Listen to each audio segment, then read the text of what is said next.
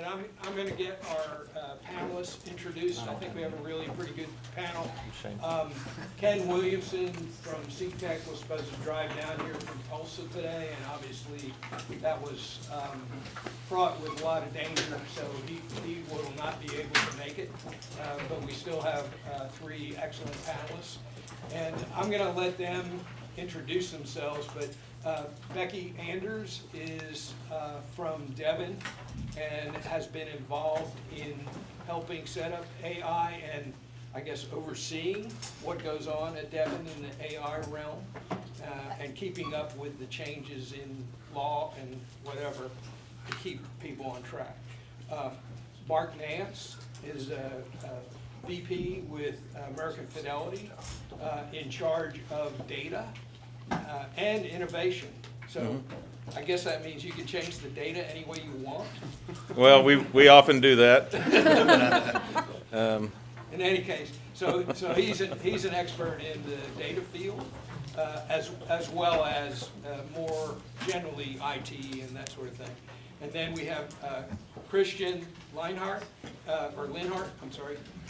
And Christian came to us from RSM in Phoenix. So he came here just to have lasagna, and he's not having any. I will. I've heard it's great lasagna. Okay. At any rate, I'm going to let them give you fuller backgrounds before we get started with the program itself. So, Becky, would you start for us? Yeah, sure. So I've been at Devon Energy since 2011. Most of that time has been in IT. I've been in different roles, and I would say that through the different roles that I've had at Devon, they all kind of have the similar purpose, which is, reduce risk and protection of Devon assets. So more specifically, I've helped us manage our wireless, and then I've moved into IT risk and compliance, and then I've moved into legal to do e-discovery and help with some of our litigation that way. And then more recently, I've started to help Devon with more with the rapid changes in data privacy and AI laws, and just trying to help us the legal department stay in front of all of the changes that are currently happening. All right. My name is Mark Nance. I'm the Chief Data Officer with American Fidelity Corporation. I've actually been there for 30 years, David, so I can't believe it's been that long. They probably can't either. They know. I've served many roles, from IT auditor to the Chief Audit Executive to the Chief Data Officer. During my time in audit, I was just in town to stab the wounded, so that gets old after a while. So you just, you kind of move on from there. I got first involved in AI, shortly after the data stuff, and realized real quickly that AI has a lot of promise, but AI also has a lot that we need to worry about. So that's kind of the driving force of what I would like, or what I talk about quite a bit, and why I think it's really critical that you govern your AI efforts. And there we go. Okay, thank you. Christian. Christian Linhart with RSM.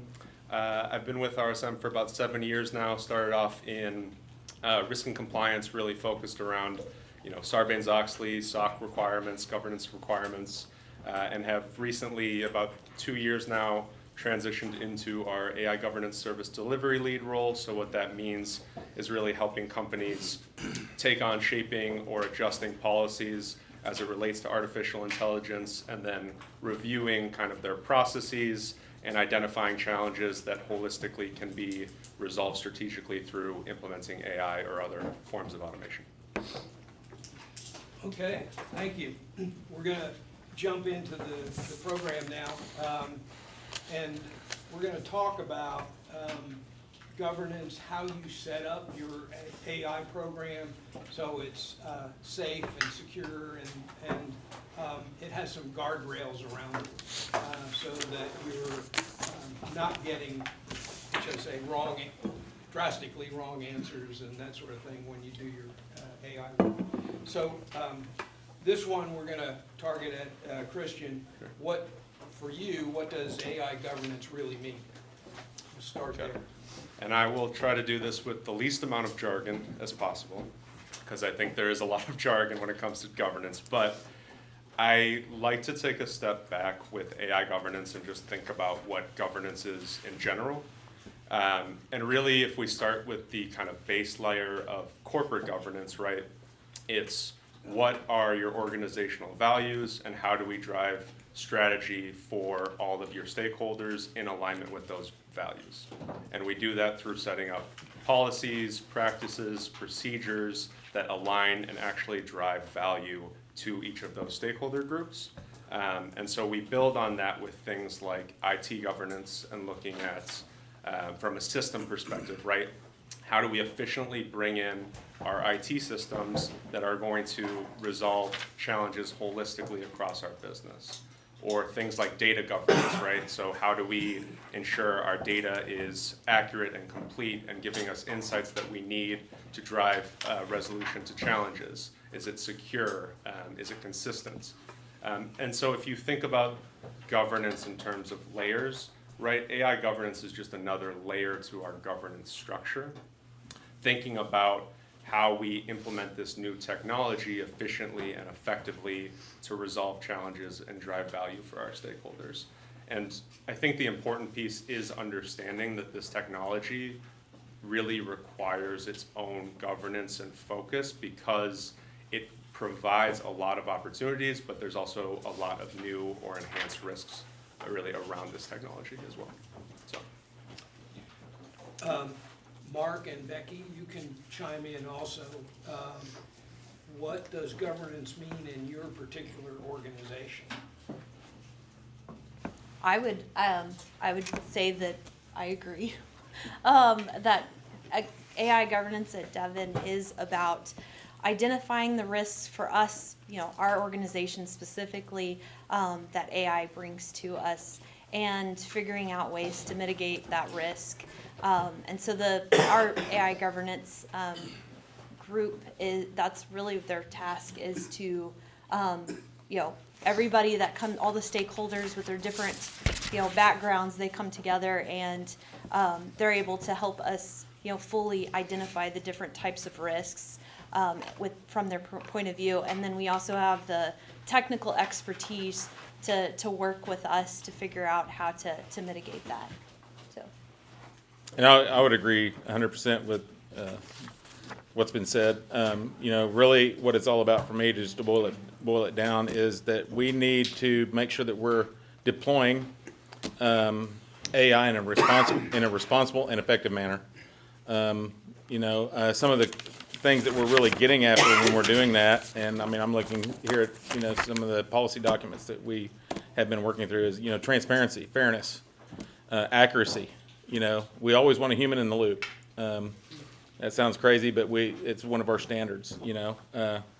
Security, continuous improvement. We want to protect intellectual property. We want to make sure that we protect sensitive information, and it's all about risk assessment and risk mitigation. So that's really kind of how we categorize it and look at it.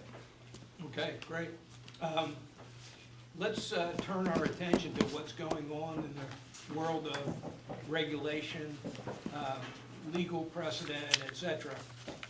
And I know, Becky, you're deeply involved in that in your organization. So could you tell us some of the things that you might be monitoring or that you've seen recently that we should pay attention to? Yes.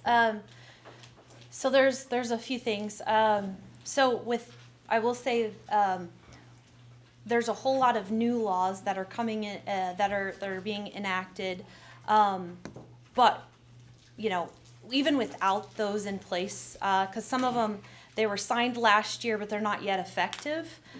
It's not stopping the FTC, or it's not stopping state attorney generals from taking action with or without these new laws emerging.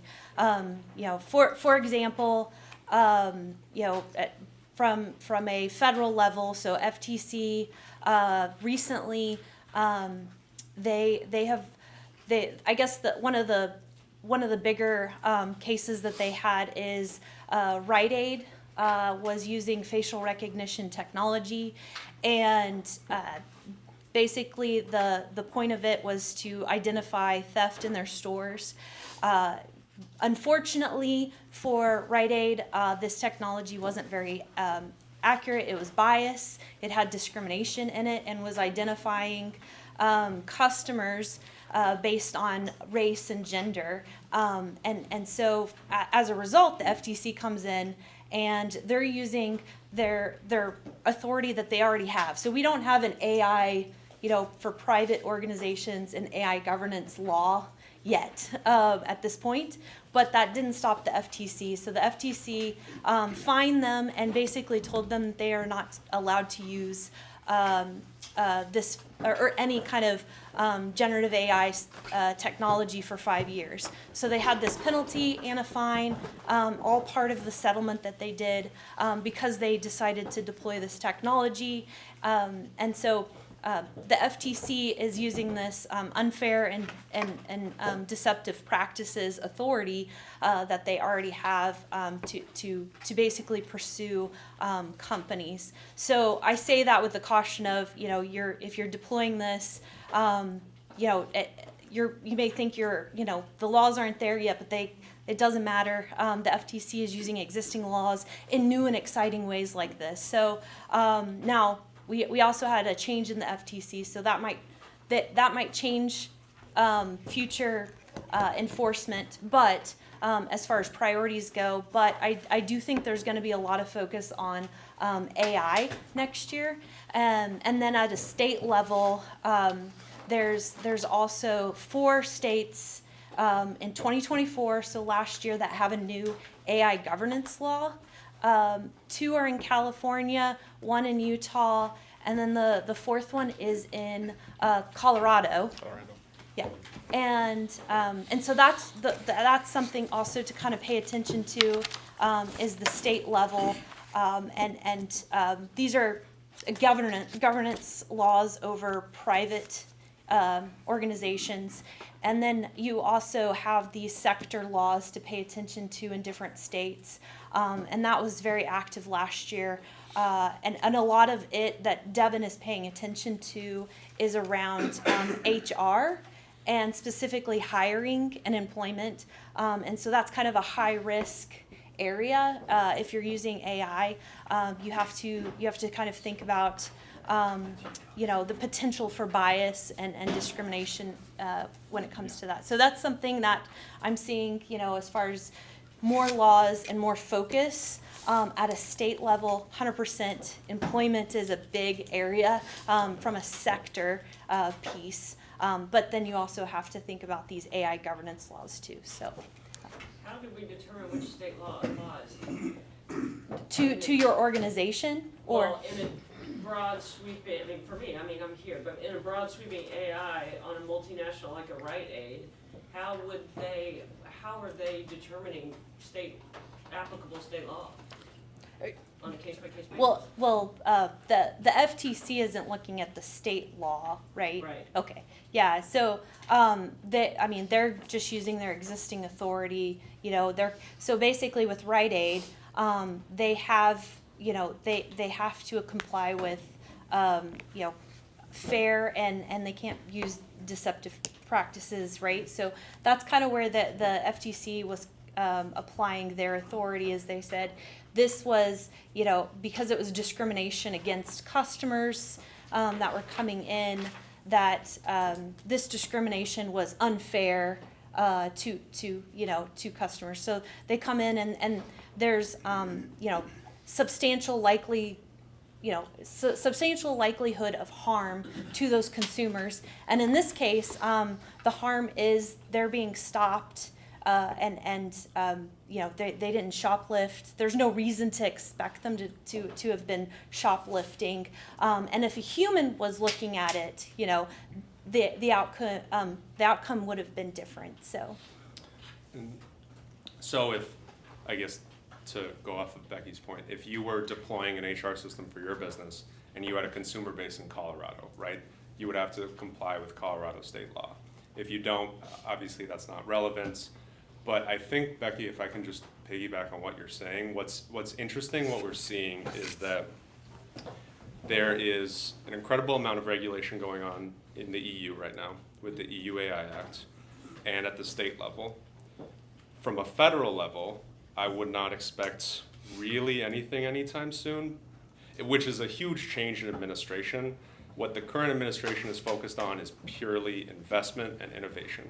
So I think I was talking to Randy about this, but the Stargate project is between OpenAI, SoftBank, and NVIDIA, and what it's focused on is $500 billion investment in AI infrastructure. And so that's really where the federal investment is focused on, but I guess what I think Becky is saying and what I see in my most mature clients is the reason that compliance and regulation is important to pay attention to is because these regulations will shape best practices, right? It will shape things that you are supposed to do. And so even if they don't apply to you, if you're paying attention to what these regulations are, you'll see what the best practices and standards are. So things like AI literacy programs or documented training data that the AI system is using or intended use, right? Really good practices to have. And if your business is going to expand, right, or new regulation comes up, you're prepared for it because you were already following the best practices and standards. But what is interesting, and I don't know, Becky or Mark, if you've been following this, I don't know how likely it is to pass, but there is a bill going through the Oklahoma right yeah, now.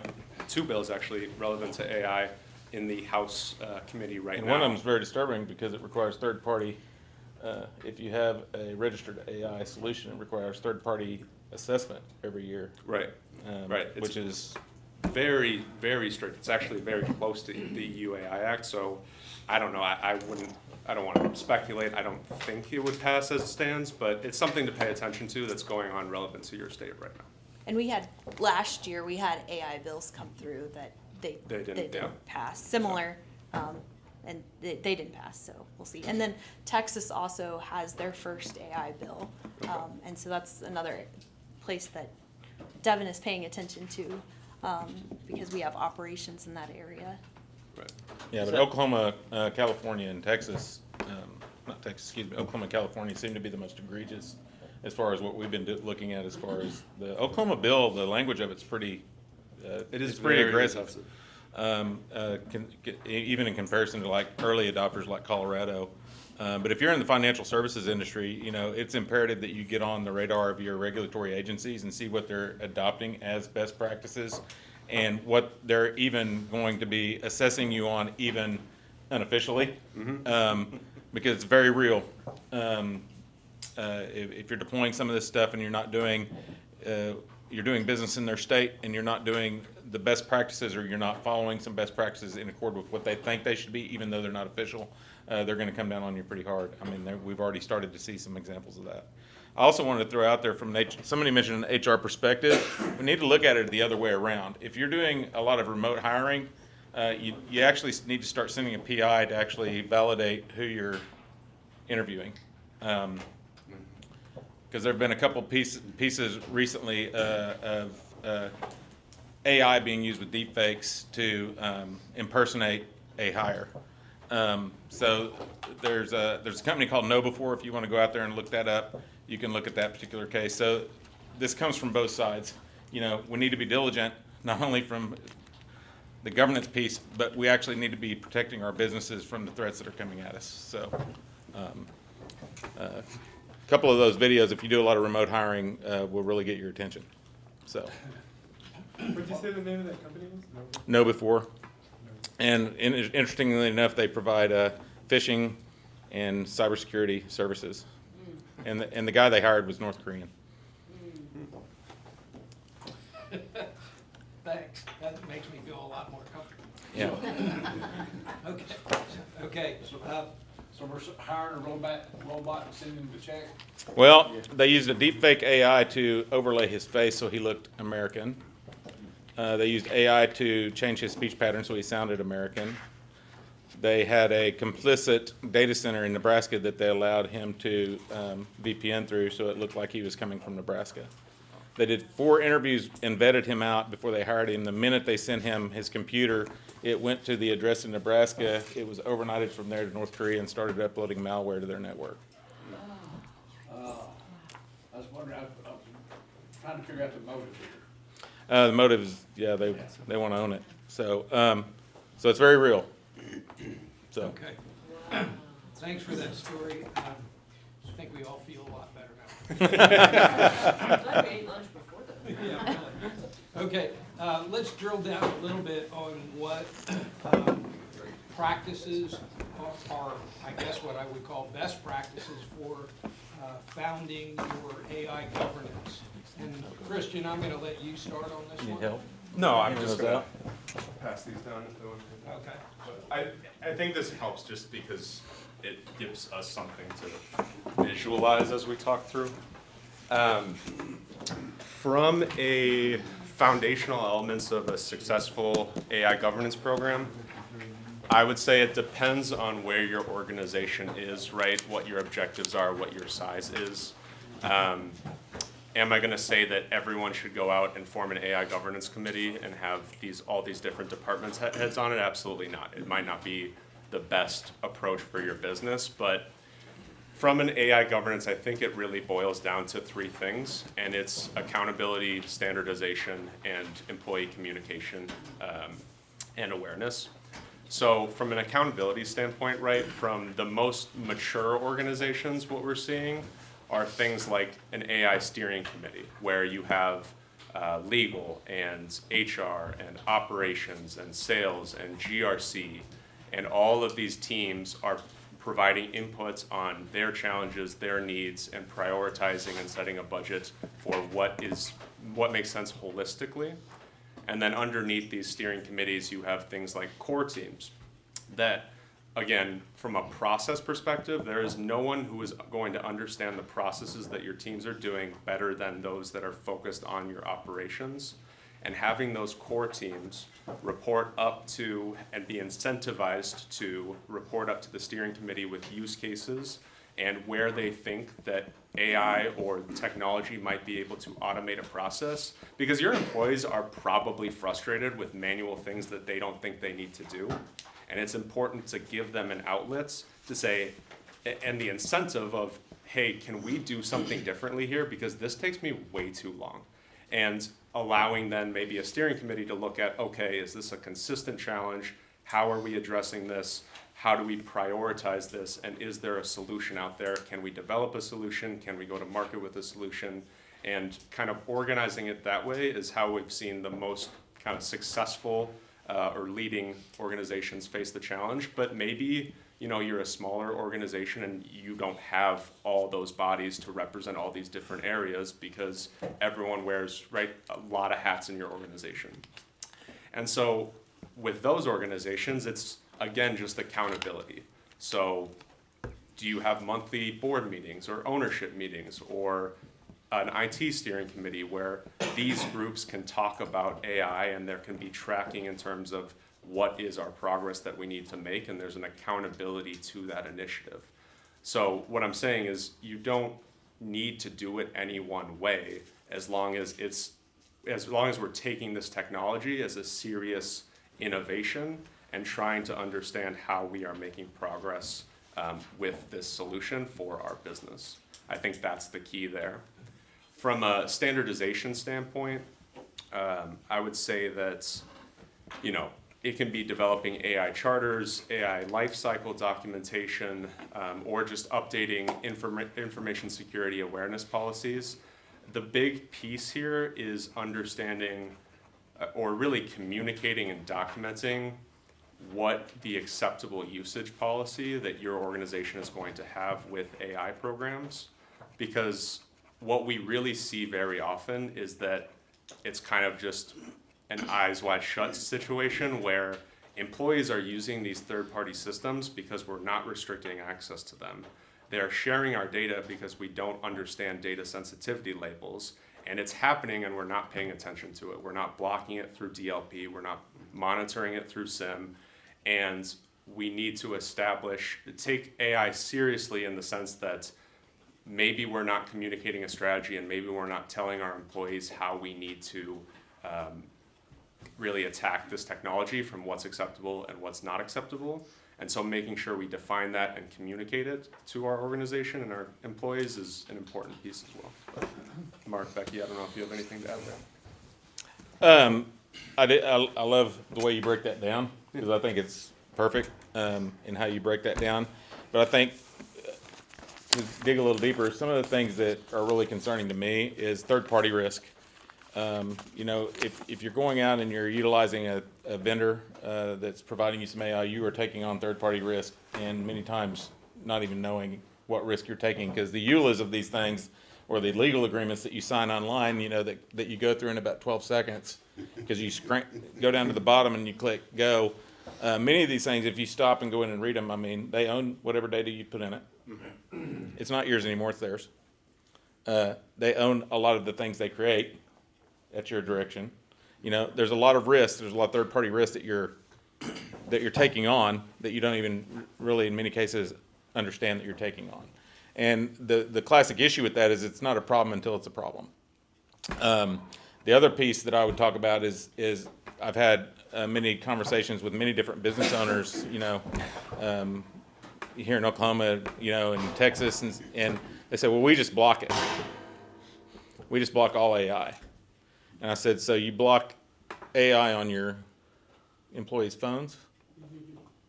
Because if you block AI at your gateway, what are employees going to do in many cases? They're still going to use it. And it's still going to expose your data, again, exposing your data potentially in a way that is totally now off the ranch, totally uncontrolled, and totally outside any realm of control that you have. So you just need to give a lot of thought when you're talking about AI and what we want to do with it and how we want to react to it, about how you position yourself and how you, and I think communicating is great. A lot of people don't even communicate a lot of these basic things enough to their constituents, and I would be a fan of over communicating, as much as you can. Yeah, I would agree with all of that. Education is a best practice, educating our employees on, how to use it, what kind of data is appropriate into using with it, and that includes too thinking about, what information your employees putting in the prompt. So if you're, they're interacting with, for example, an internal, company controlled chatbot, but they need to know, what information that they put in there, they ask that chatbot, where's that going, is that something that you need to put controls around and educate your employees on, what kind of information can they put in that. And then if you're training on, internal data, then they need to know, what kind of data can they put in it that is okay or not okay. And I wouldn't make an assumption that, that all, AI is the same and, there's the same vendor controls for everything you bring in, talking about third-party vendors, not all of them have the same guardrails, the technical controls. And so you kind of have to, look at these things differently. But education's a big key thing, and that multi-layer approach of protecting your data. So you've got the technical, you've got the educational piece, and together I think those are the big components of building good AI governance. Okay, great. It's a scary world out there. Huh? Hey, what I'd like to do now is drill down a little bit on what your organization has done, Becky, and what your organization has done in the way of AI governance. Did you set up a committee? Do you have a charter? How have you approached this? Or is this something that's kind of living and breathing and getting better and whatever? Who's involved in your AI process at the upper levels? So, Mark, I'll let you start with this one. Yeah, it's all the stuff we've been talking about. We have established a AI governance steering committee, and thankfully, we have some really good very talented compliance, regulatory, and legal talent, and they kind of take the lead and are running with that and helping us, talk about things. And we also take our business needs into account when we're doing that. But we've set policy. We've come up with procedures. And so it's one of those things. It's not going to do it itself. So we just decided to jump in there and get started, because the big question was, what do we have to do, or what are the requirements? And as we discussed earlier, the requirements are very fluid right now. They're all changing. In many cases, they don't exist in certain, spaces or with regard to certain elements of AI.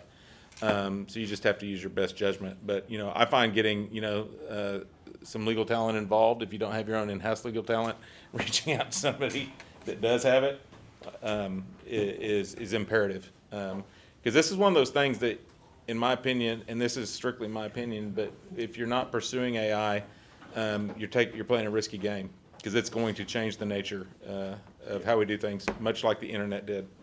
It's just a sheer fact of what it is. So we have to pursue it at that level, but we can't pursue it blindly. So we have to be careful, and we have to, take measured steps.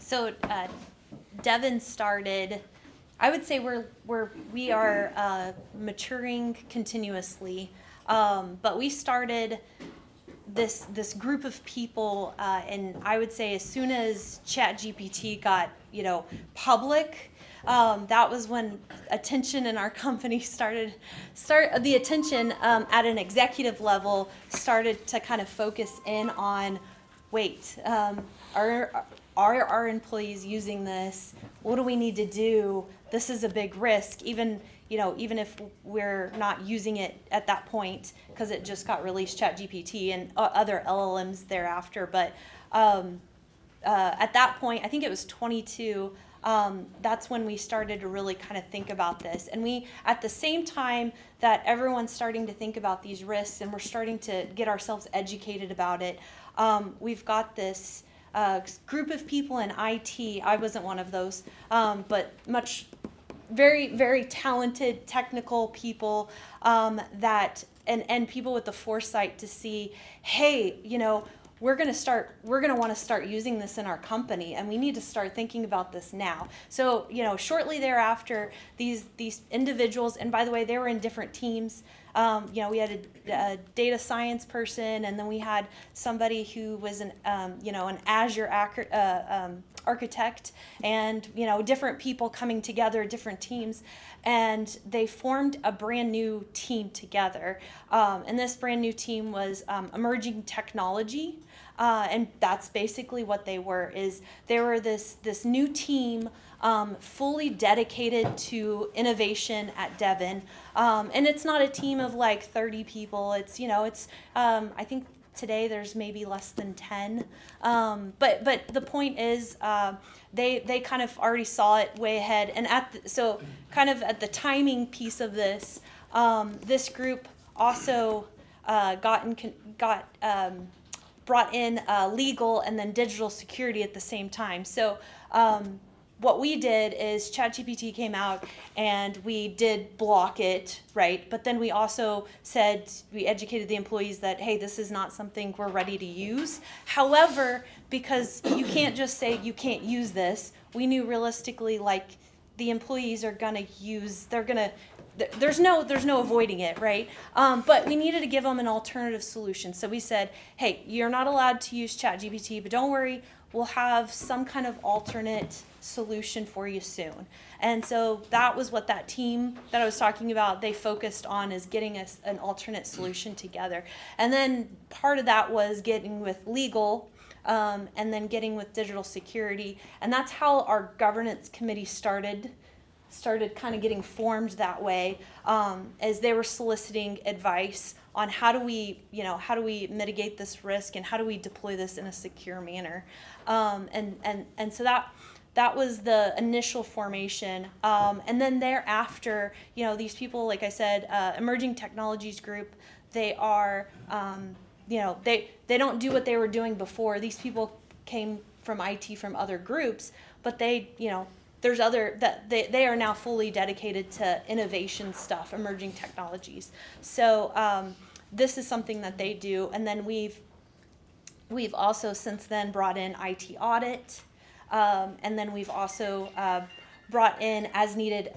HR gets involved, especially if we're talking about anything involving employees or HR related issues. They need to be involved, and then we also have. Well, they also bring in our data management group.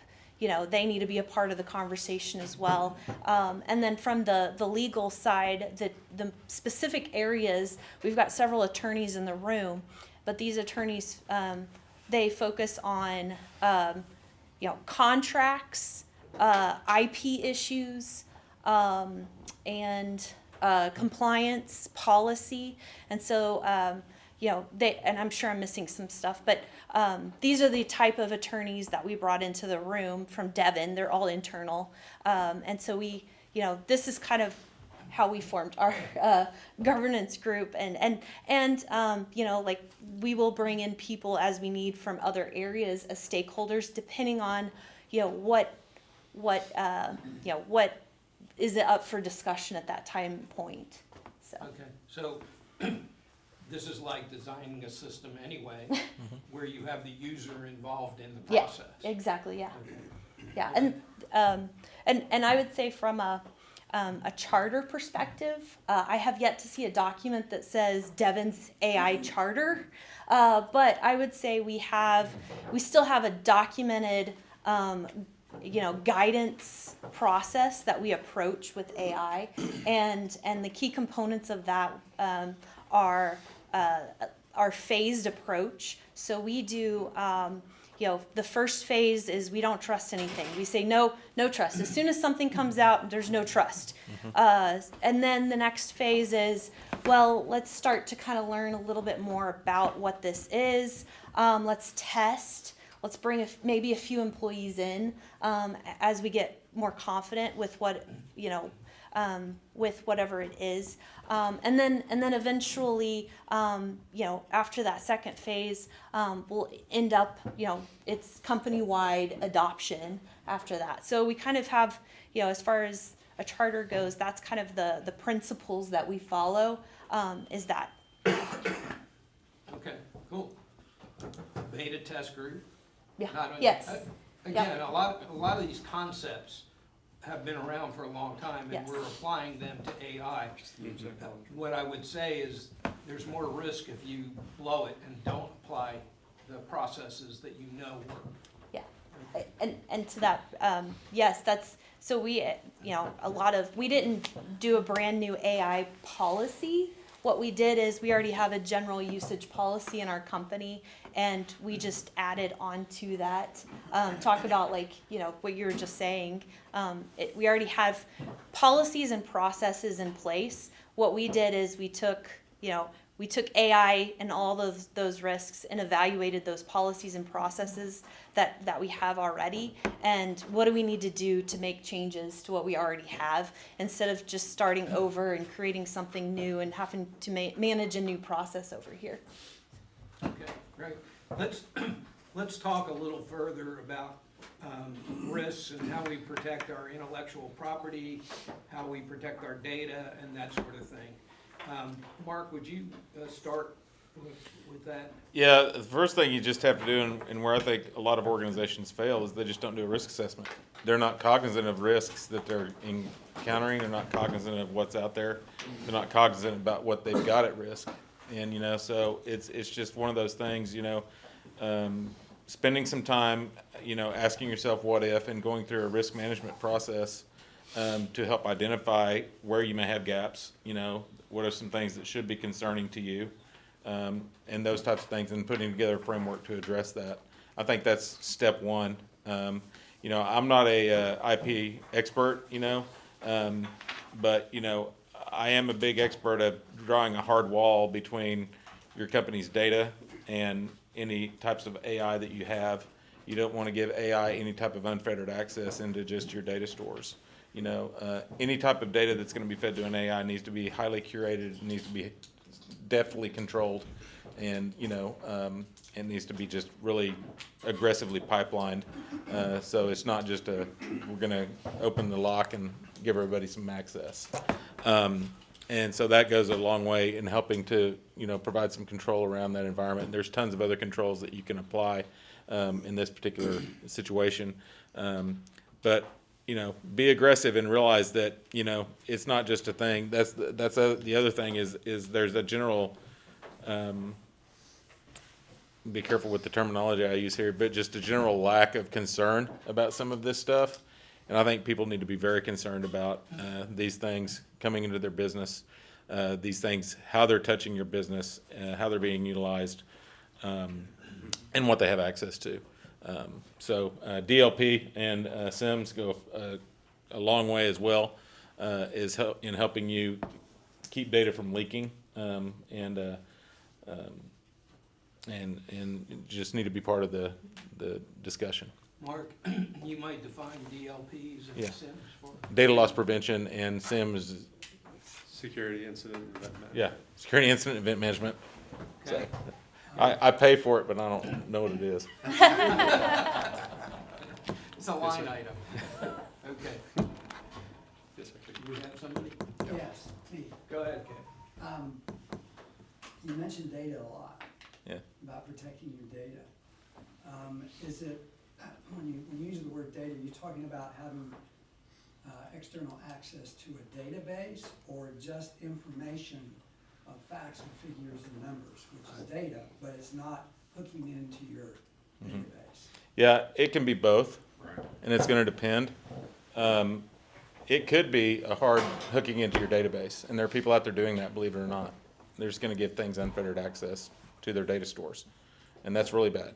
But just as we talked earlier about even not having enough conversations with your employees and having your data, facts, figures, et cetera, leak out onto into a chat GPT interface, and not with ill intent, they're trying to prepare a memo of these facts, figures, and this data that's relevant to your business that best communicates something to you, maybe, as an owner. So there's no ill intent, but that data still gets out. And how many of you guys, have one of the Amazon Alexa devices in your house or have? I mean, hands up. Have you ever talked about needing to buy a wheelchair for your mom with your wife, and then 4 hours later you get 17 ads on your phone for a wheelchair? Yes, sir. And it's the same concept. There are people listening all the time, and that information may seem innocuous at first, and it may seem, well, that's not necessarily that important. It's not our data stores. Any level of information that these actors can get on you, they can turn against you.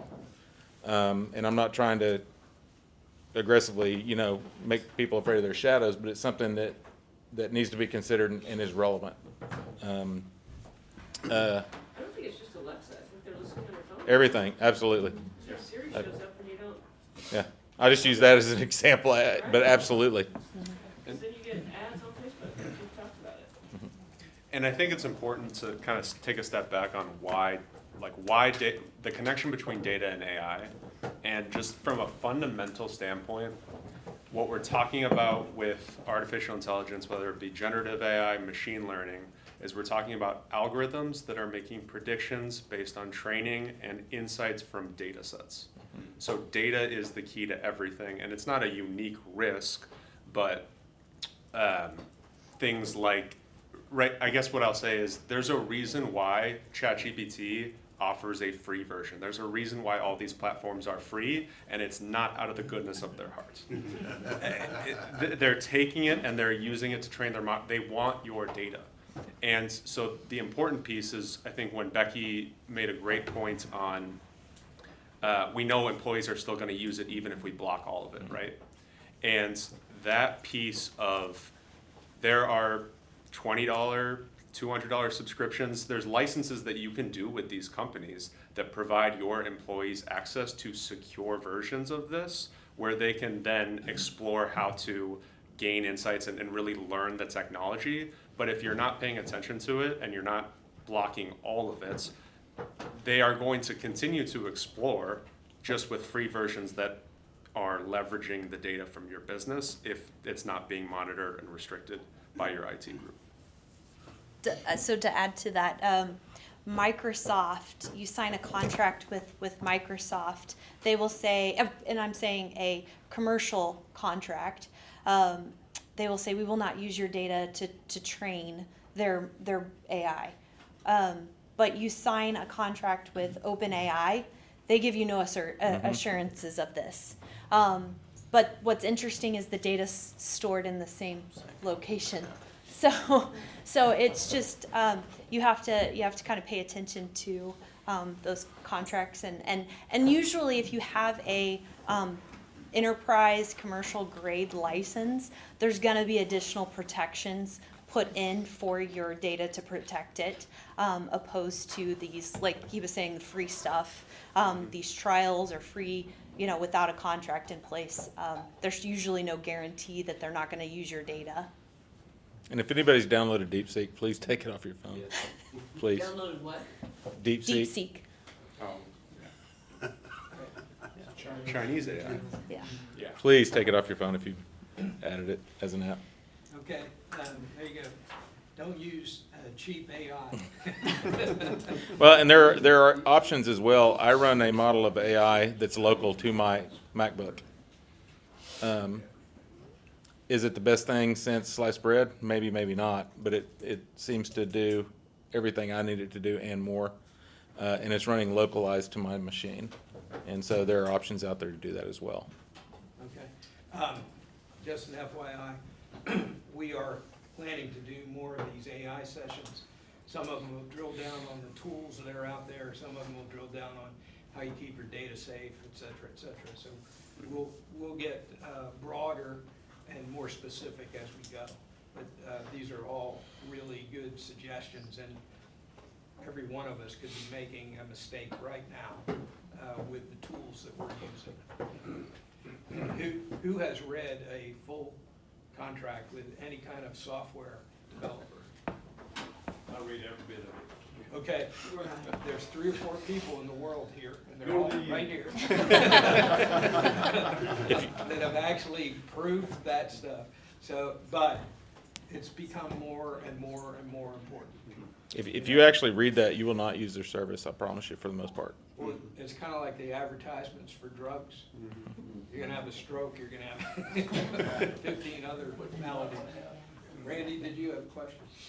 I was just wanting to ask, what would be just a simple example of AI that those using, or you see being used, that just general business AI, anything? You want me to go, or you want me to go? So, I mean, we use a lot of chatbots at Devon.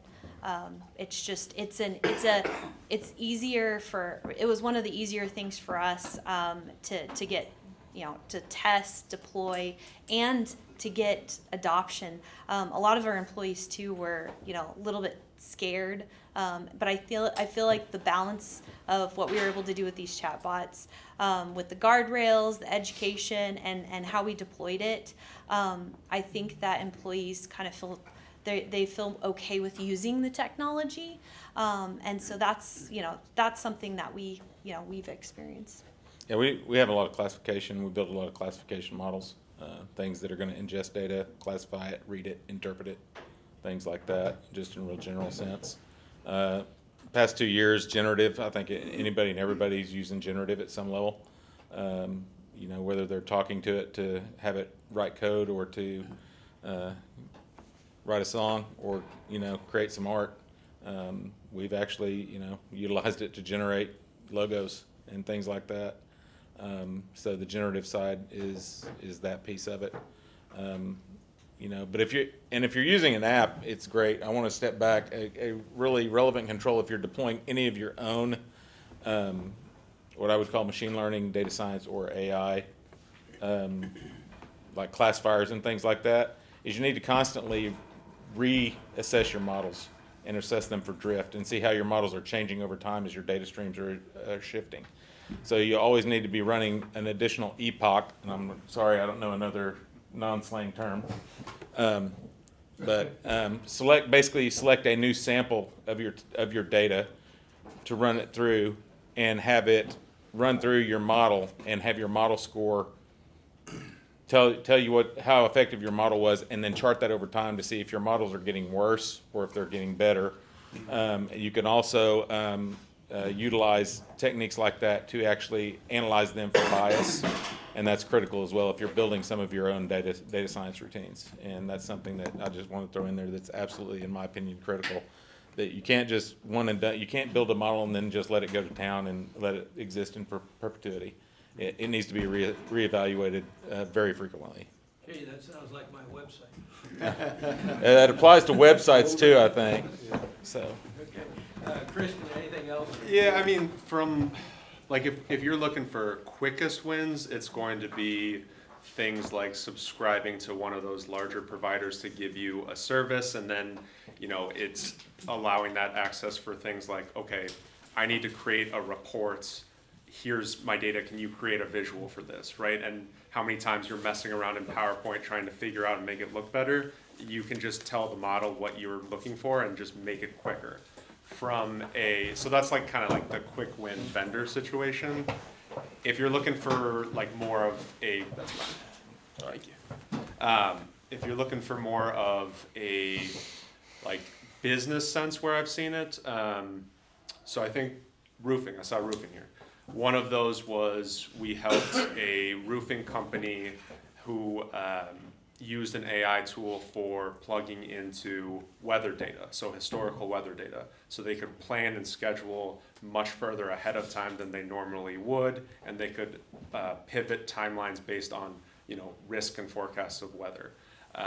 Or construction businesses. I don't know if any of you have heard of Coins, but that was a construction business where budgeting, planning for timelines, right, was a major challenge. So it was looking at historical construction projects that were a similar type and scope, analyzing that data, analyzing what went wrong, what went right, what were the timelines, who were the subcontractors, do we have good ratings for those subcontractors, and how to then shape a plan based on all of that historical data for what we think is going to bring us the most success. And then you have a human, right, looking at that and thinking through, okay, how did this system make that decisions? I like this, I like that. But your time for putting that together from start to finish is so much quicker when it's put together right in front of you. You can analyze it and then make some tweaks and it's done, compared to building it from start to scratch from pure historical knowledge or human insight, right? Okay. Let me just ask quickly, Becky, what was the first use case that Devin addressed with AI? So I would say the chatbots was the first, what I mentioned before, that was our first in-house development that we deployed.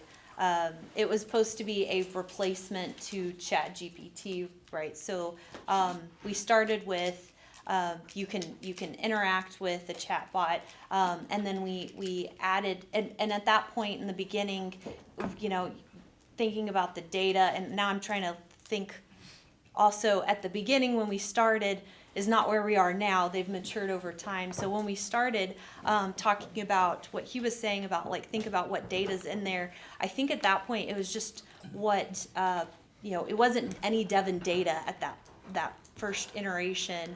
I think it was just, you know, whatever was already available. And it was, and when ChatGPT first came out, it only went to a certain time period, right? So, you know, it didn't have anything current. 2019. So if you asked it, you know, what happened, you know, last year, you know, current event type thing, it wouldn't know. And so that's where we started. And then today, now we've matured it to, you know, now we've got Devon data, but we have it in siloed out, protected in our own Azure tenant, our own environment. And so we keep that data protected. But, you know, you can still ask the chatbot about those things outside of Devon, but you can also ask it information about, you know, files that it's been trained on internally for Devon. So that's kind of how we've started. And then we're also looking at other ways of using it in the business. But that's kind of that was our starting point. Mark, did you have a first application? Yeah, our first application was also a chatbot. It was mainly intent driven with a small language model, but it was circa 2017, so it was pretty early on. Worked pretty good, didn't last, so it got replaced pretty quick. So So that does speak to how rapidly this environment is developing. well, yeah, They had a and good tool yesterday. let me just tell you, historically a CIO would want to go out and negotiate a software contract that they could ride for 10 years, and that is effectively gone. We're not going to be able to have that. I'm not saying that some of those softwares and things aren't going to persist. I mean, Microsoft's a good example. O365 is probably going to persist because they just own that part of the market. But for more specialized solutions, yeah, it's changing so fast. So that's probably another, governance discussion you want to have is if you're buying these types of tools, software, you probably want to have some rules around. We don't want to get locked in for too long because it'll make us, it'll make us behind instead of putting us forward. Proof of concepts. Yeah. So, I've attended a few AI sessions just to try and get up to the stupid level. And so one of the questions that I've seen asked is what tools would you recommend? And the response is, I can't recommend any because it'll change in a week. And that's pretty much the environment that's going on out there. When you're ready to actually deploy, that's when you start looking at what's the best of class and what works well for me. Yeah, we had companies, that I'm aware of that, they were in C&D rounds, had, huge raises, tons of money, a lot of customers coming in the door, and, the next greatest thing comes out on the AI front, and they're closing shop because they're just outclassed, and that's very common, in the Scary. VC. Let me, being a finance guy, let me ask the really lousy question of, do you guys use budgets in this process, and what's it look like, and are you looking at return on investment, and, things of that nature? So, Christian, why don't we start with you and tell us what you've seen out there with your clientele? You don't have to use names, but, Yeah. what's going on?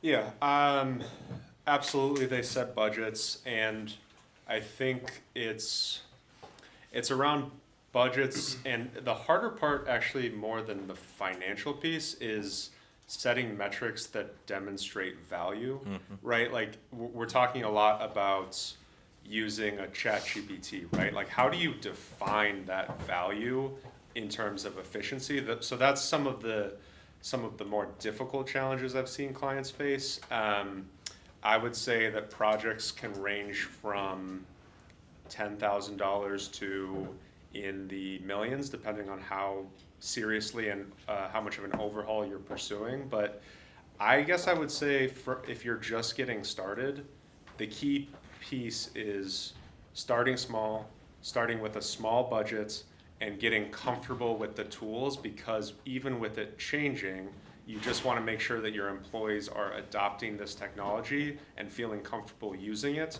because they can provide you insights on where your biggest challenges and where your biggest time suck is and where you can actually add value. And if they're comfortable with the tools, they are going to be communicating to you where you can see those benefits.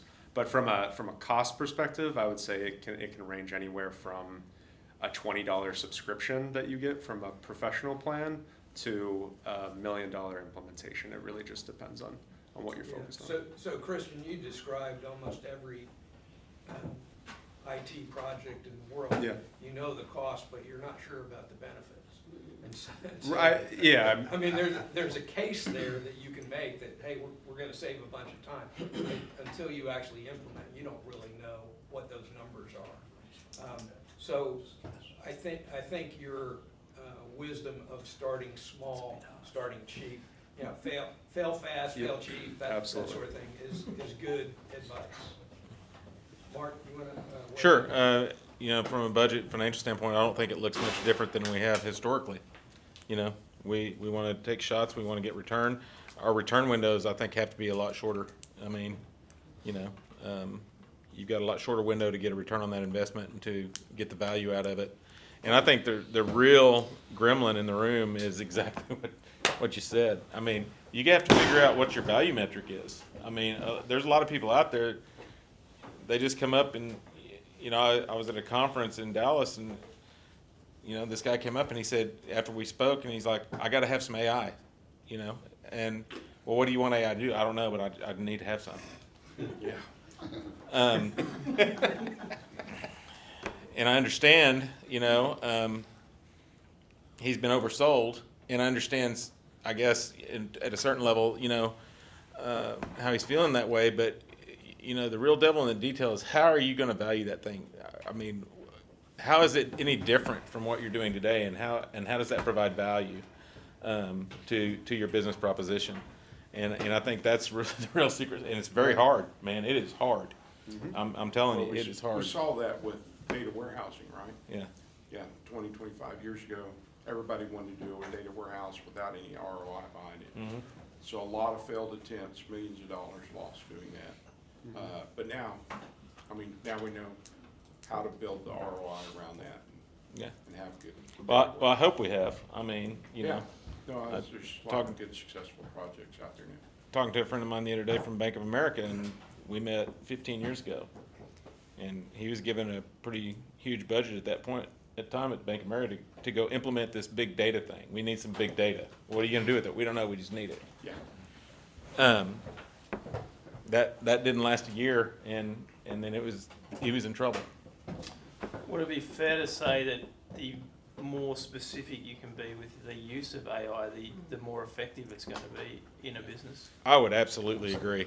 I mean that. I think that's probably the best wisdom I've heard, you know, in a while. And that's how you can define your ROI, right? I have this challenge that takes me this many hours. Can this IT solution, if it's AI or whatever the solution is, can this reduce that amount of time and that cost? So if you start with a very specific challenge, it helps define that.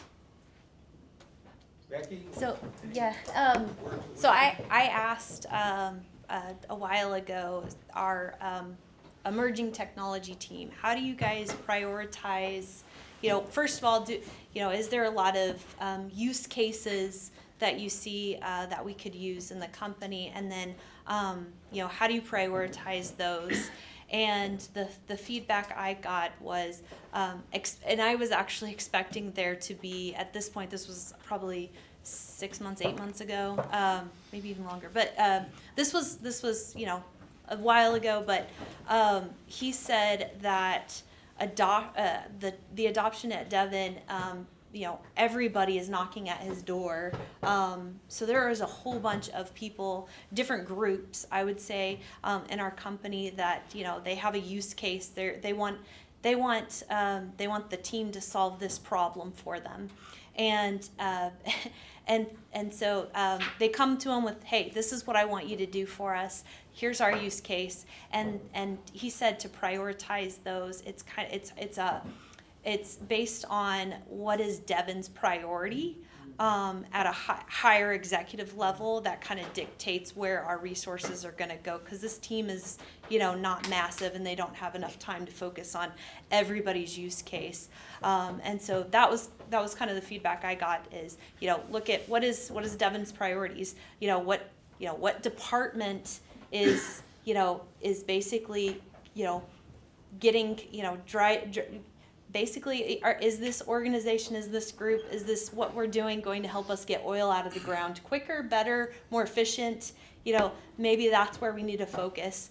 You know, and so it's kind of a balance too, because then you got to think about the risk with those use cases. So just because it's a higher priority doesn't mean that that use case is in our risk tolerance. So it's a hard to answer question, but that was kind of the feedback I got, was it's a balance between, you know, how can we make people's jobs more efficient, better, and within our risk tolerance.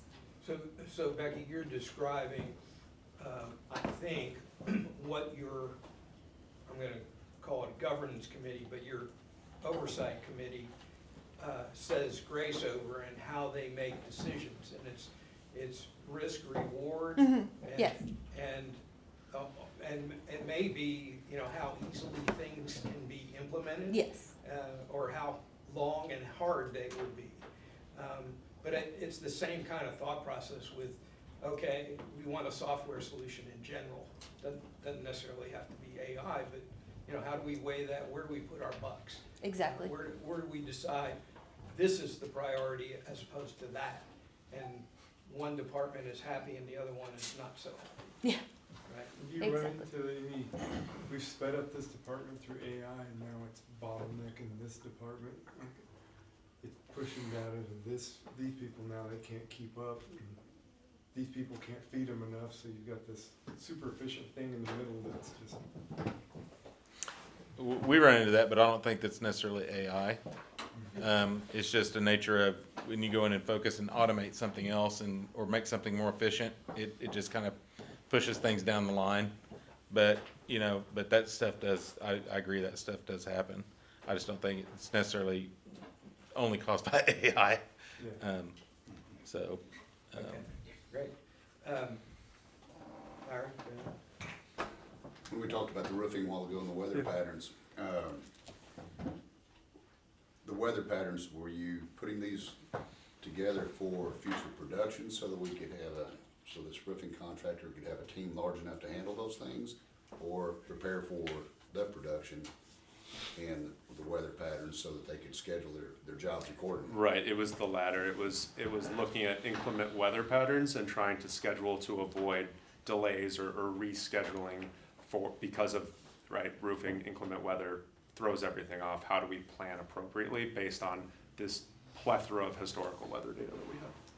So Larry, do you have people out on roofs today? No. Did not need AI. That was a hold your hand out the window deal? My AI was listening to it hit the window about 2 a.m.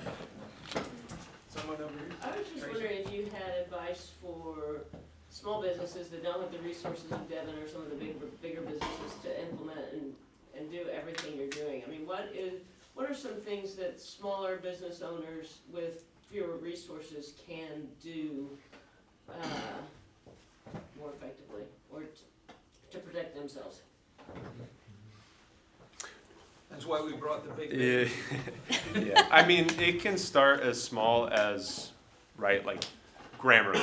Grammarly is an AI application that helps synthesize and clean up your grammar in writing emails, right, and write more professional emails, to a professional license to ChatGPT, so that when I'm doing, and that's the beauty of, I would say that those generative AI tools, or if it's a Gemini with Google, pick your choice, is that what you're exploring is all the things that you currently do manually, and then you're training, it's almost like a little AI assistant, where you're saying, right, like, you can develop a budget and financial forecasting agent, where you say your role is my budget forecast agent assistant, where you give it your manual spreadsheet that you've put together and you say, this is A and then B, and I want you to produce this now through your process, right? And so it's doing your manual step, but now it's learning, and so it's almost a little agent helper that you're using to form and kind of automate a manual process that you do on your own. So from like a small business perspective, I would say that there's plenty of vendors that can help provide, you know, little pieces for your everyday efficiency. And then there's also many other vendors that can help with, you know, small little tasks. I think the key piece there is understanding from, if it's not dealing with your internal efficiencies, it's looking at, okay, is this the right tool and is this actually going to solve my problem? Or is this a Band-Aid that isn't really actually going to give me insight or fix anything? It's just AI, so they're selling it to me. Does that answer your question? Yeah, Okay. sort of. I mean, you talk about the budget and giving it the budget and doing all that stuff, but previously you said don't give AI your business information, so that's giving. Right, so the discrepancy there is you can buy licenses from these companies to where they're going to protect your data. The free versions is where you want to be careful of what you're submitting. absolutely. Okay. And be careful of any, I just want to throw out there, there's a whole bunch of companies out there that'll come to you and say, you need to buy our AI. And there's no AI anywhere to be found in what they're offering you. Yep. Yes. So, there's a good amount of buyer beware that needs to go on, but I'll give you an example. A very good friend of mine several years ago, he owns a car dealership, and he said, it's killing me just trying to schedule my service base. And so we spent, a couple weeks of looking and finally found a service provider that he ended up contracting with and created a scheduling bot. So now people call in to schedule his service base, and they don't talk to a human, and he doesn't have to have a human try and wrangle that anymore.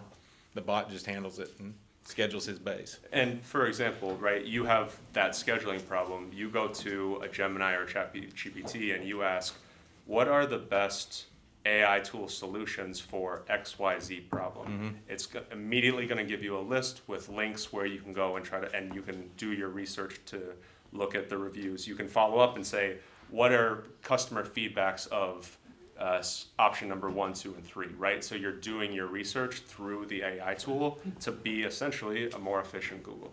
Yeah. Two question. One application I did for a tab client that had a extremely fast-growing business. It's a web-driven business. It has no physical assets. It has no employees, and was according to 100% a quarter. And they had a franchising inquiry. So I gave the bot the financial data and said create an EBITDA and ROAs, ROIs, return on individual employees, all that sort of data, and a talking point of less than 8 minutes for a presentation to a franchisor. 3 iterations later, it's pretty damn good. Yeah, that's a great Probably use.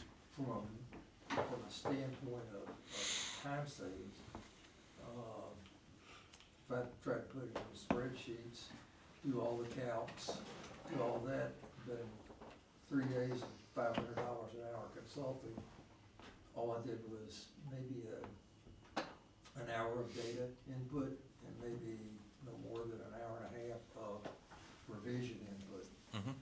So there are small business applications where you can use something and really create presentation quality kind of results by just providing data that didn't have any names in it. It didn't have any identifying data other than numbers Right. and concepts. Yeah, I think you're only limited by your imagination, really, in how you can utilize that. I think that's a great use and a great, we do bespoke stuff like that all the time. Just we get to me and my staff will be sitting around at lunch, and I wonder if we can get this to do a nice Monte Carlo setup. Oh yeah, and it takes a couple hours, and it's fake data. We're just playing around on some of that stuff, but you'll be amazed at what it can spit out for you and the quality of it. So I'll just make a point here that you're not gonna get this right the first time. You're gonna have to learn how to do queries. You're gonna have to be critical of the answers. You're gonna have to do revisions like Neil suggests and that sort of thing. And that's the thing that you may wanna get started on.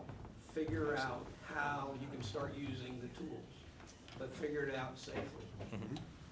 Well, Art and I grew up in financial services, and, you go find your grunt financial analyst and give them all that crap because they just come out of college or out of the military. And, they take 2 days, you'd have 6 sessions with them for half-hour apiece because they just walked off the boat. And, this is probably 90 minutes with no interface, no Oh, yeah. training, other than, machine learning. Yeah. Teaching the bot what you want it to do. So, in terms of applications for a small business, I think there are a whole lot of applications. I agree with you, you gotta be careful and discreet about what information you're putting in, But if you're doing conceptual things like I discussed, We're just asking, Here. yeah, asking who questions. the hell knows? Right. Yeah. It's if you wouldn't want this data to be seen outside of your organization or outside of you, then that's where you need to be careful. If you don't care, if you're asking questions, the free versions are perfectly fine. No, this was a paid version. Right. That's the only way you can. Right.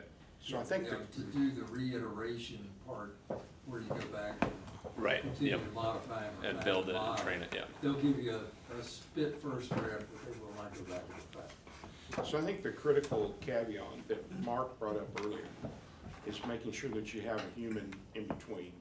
So, there are some services that are being provided today that says, hey, we'll generate whatever you want us to generate, and we'll send it out for you.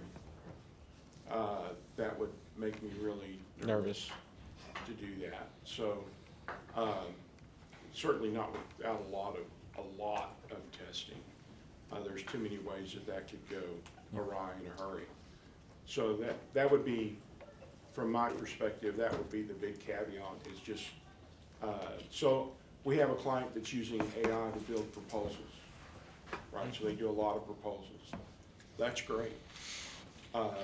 But we challenge them up front, and today they're still sticking with it, that none of those proposals go out without at least two people reading through it and verifying the information. In almost every proposal, there's some edit that happens. But it's 98% there, saves them a lot of time, it's worth the effort. But you want a human in there, so. That goes to the explainability, right? So whoever's reviewing it needs to be able to explain that output. So how did the AI come up with those numbers? You know, you got to be able to have a human that can explain how did we get here? Yeah. Okay. Yeah. Great. You had I have a question, kind of piggybacking on what Tracy was talking about earlier, and going back to your risk assessment, risk identification, risk mitigation. A lot of us in here are probably just using, paid subscriptions to like Otter or Copilot, just to summarize our meeting discussions and identify action points, and there may be, financial information there. Yeah, it's a paid subscription, and since we don't have the margins for, time and money resources to set up this governance board, what risk exposure do you have using those kinds of tools? And then, like in Tracy's case, she has international clients, so that information is going across the ocean. Is there any additional risk when you're going, like maybe having offshore resources, using your AI generated information? Yeah. How do you mitigate that? What are the risks that you need to be aware of? Yeah, I mean, I would say if you're using those tools as a small business, read through the fine print of, right, the contractual agreements, but the more you pay, right, the more secure it's going to be. They have those, I think Becky had mentioned, they have those provisions. So I wouldn't be, if you're paying for a subscription through these tools, I wouldn't be as concerned about your privacy and security. From an international standpoint, are the international team members, are these customers, or are they using the tools that you're providing them? Or what's that relationship? Could be both, all right? Okay. Especially we're recording meetings, it's a member organization, so we're using Otter to record the meetings. And I talked to, it's a network of attorneys, so I got lots of free advice on it, and they just Yeah. kind of said, they had looked at it internally for, as attorneys, their own purposes, and the big question was, who's really listening, right? Yeah. So there are certain companies that we're not, or certain AI platforms that we're not gonna use because we don't trust who's listening, and we also wanna know, what are we really talking about? Is there attorney-client privilege here, or in my case, we're just talking about our little organization and what we're doing, and what the plans are for this place that we're going, and so there was less risk because I don't think Otter's owned by people that we don't want listening, and there's not confidential information being exchanged. So Yep. those were some of the things that we came to, but what happens is you know, again, it's a member organization, so only a few people can come at a time, but now we get really great meeting notes, we can circulate it to the membership knows what we're talking about, in theory, if they read the notes, which they don't. And so that's those are some of the processes we went through, but there was a big thing, and so we're running it through Teams, and the attorneys were like, we don't, and so one day, like, Read AI showed up. I was like, who's that, what are they doing? They're like, we don't know who it is, we don't know who's listening, so, you know, we're having to kick things out and be really selective about who's listening, but again, from the attorneys, you got attorney-client privilege, and, you know, who's listening, what are you saying, where's it going? There were a lot of concerns that but nothing we were talking about involved attorney-client privilege, but it is an international organization, and there are all kinds of, but we dealt with that with Zoom when Zoom first came out, and we felt like it was, so I spent a lot of time in aviation, and during COVID, we were doing webinars, and some of the manufacturers were like, we're not getting on Zoom, because we don't know who's listening, and there were issues of people hacking into Zoom, but then people who were on the webinar, whose companies wouldn't listen, came in through their phones, right? So it's always been that whole, I mean, we've had the issue for a while, So- anyway. And it's a perfect example because RSM audit tech, right? We're an audit firm, right? So we don't want to have recorded audit sessions with our clients for certain discussions. And so in order to get the recording privilege, you have to go through a training program where it's determined that you understand how to use the tool, when to record, when not to record, and then you're given that additional license to use it.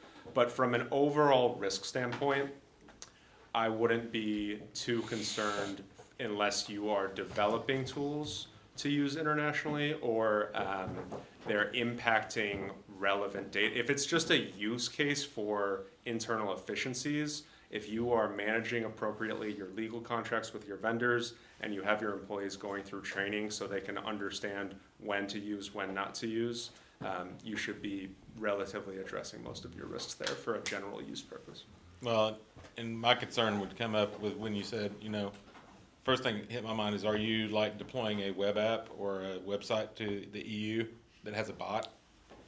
There's going to be certain more onerous privacy requirements that you're going to encounter at that level, than you would in the United States. But I would be hoping if you were deploying a website to the EU for those types of purposes, you would have already been vetting some of those issues out. But there's a much different risk profile in the EU than there is here from a legal standpoint. Much more restrictive Yeah. regulation environment. Yeah, I want to add, so talking about the, individual or smaller organization using these tools, if, again, encourage the licensing, but, either way, look at the settings, right? That's an easy, make sure you understand, talking about, sharing or, just look at those basic controls in the application when you're using it, and understand, how it's set up. Because even our company, using these tools, we don't just assume that it's secure day one. We go in and we just look at what controls can we change, how do we want it set up? Do we want to be able to, allow our employees to do X, Y, Z? But I assume there's going to be the same for an individual with license, right? You're going to have certain controls in there, and I just look at those. And then the other thing that came to mind with, recording meetings or recording anything, there's now a lot of tools that have the ability to, they'll create a transcript with the recording, and then they'll even offer this wonderful service of emailing it out to everybody for you on your behalf. And I've read, this hasn't happened with my company, but I have read where some companies have been negatively impacted because of two reasons. One, the transcript continued after people dropped off, and then the conversation didn't. And so it got emailed to everybody, and it was part of the conversation that they didn't want to be heard. It was kind of like, I think the example I remember reading about was a joint venture type of conversation, and that deal, by the way, did not go through after this. So that's something to think about. The other piece that comes to my mind, and this is something that Devin has considered in our recording meetings, is formal conversations are more appropriate for us when it comes to recording.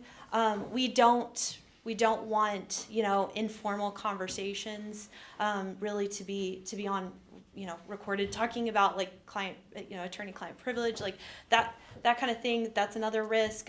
But yeah, I would discourage, you know, recording things lightly. I would think about why are you, and then also when you're talking to other people, I do this all the time. They'll ask me, vendors, third party outside of Devon, you know, can we record this conversation? And I put a lot of thought into, do I want this conversation recorded?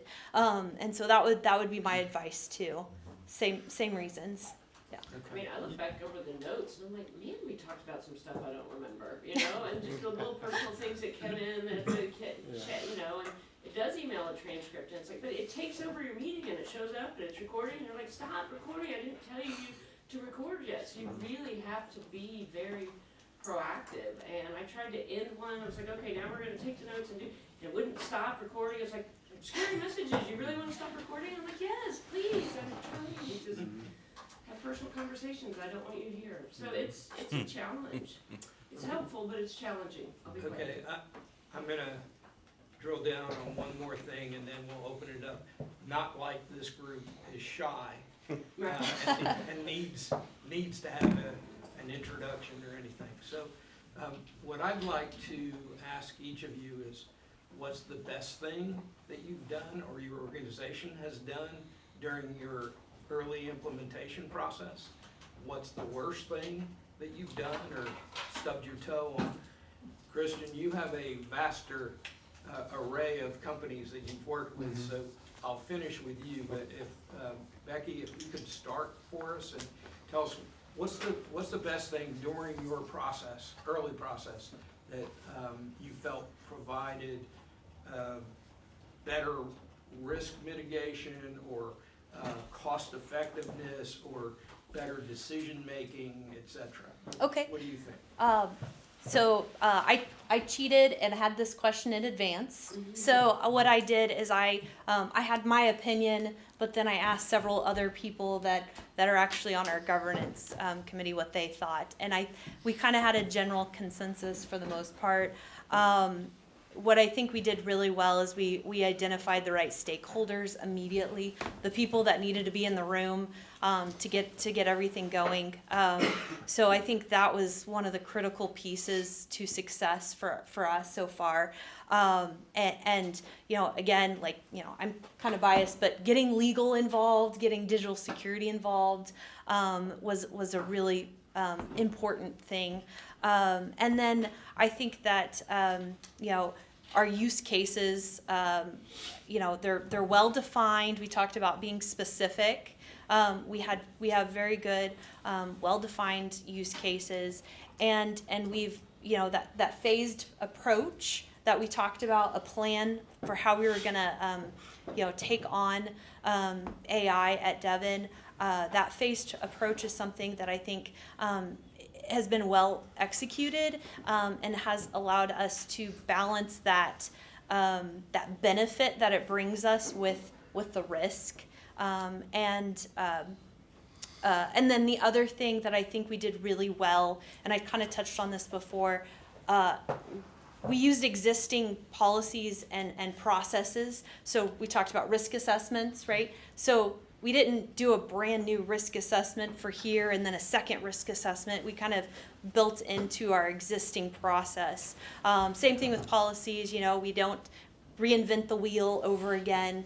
I think that was really good because, you know, we're utilizing what we already have, and I think that helped us a lot.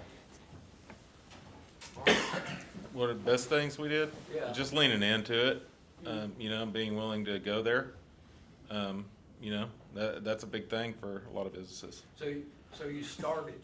Yeah, we started, you know, and that's a big thing. I mean, a lot of people, you know, a lot of businesses just won't start and they kick the can down the road. And I think that's the best thing we've done is just leaned into it and realizing that this is kind of a new frontier and we're going to, you know, feel our way through it. So.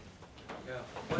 one of the marketing pieces that I put together for email was, you've heard that either you'll be using AI in the next 5 years or you won't be in business in the next 5 years. Yeah. So it's kind of a scare tactic, but it's probably true. You didn't scare me, Art. You're unscarable. Christian, what's the lessons that you've learned in your practice? Yeah, so I think the worst, the hardest situations are when people think that AI is a silver bullet and it's going to solve all of your problems. And specifically what I mean by that is that if the data is not there, it's not going to be able to give you the insights. And that's really important to remember because, you know, for example, even in my organization, we tried using Copilot for an internal efficiency initiative. Copilot wasn't hooked up to anything in terms of scheduling data or workday information or anything that would bring you value. So it was just a really bad version of Google. And it was really frustrating, and it made employees actually de-incentivized to use the tool because they were like, "What? I thought this was supposed to solve all my problems. This doesn't help me. I can do this much faster by myself." And it was overly restrictive because we were trying to prevent too much risk.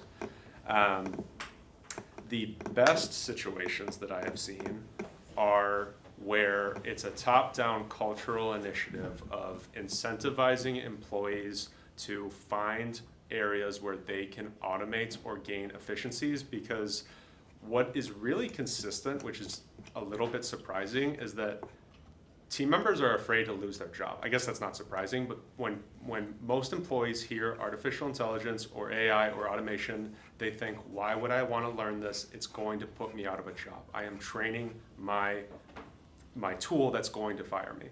And the top-down culture of, hey, whether it's recognition, whether it's pay, whatever it is, if you find a solution to this problem, you are being recognized and you are being supported towards this development, and it's not you're going to just replace whatever it is that you do. The other really kind of more cool technical aspect I've seen is giving employees access to querying databases, right? And so what has happened a lot is that typically you would need to write NoSQL or some form of query language to operate with your databases, but having employees that are able to just message chatbots questions about, hey, what is our, annual revenue for this year, what are our expenses in this category, and being able to query databases through plain text English is really a cool insight that I've seen in terms of giving employees that didn't have that code or technical background access to more information and more systems than they normally would have. Okay, great. I'm going to take a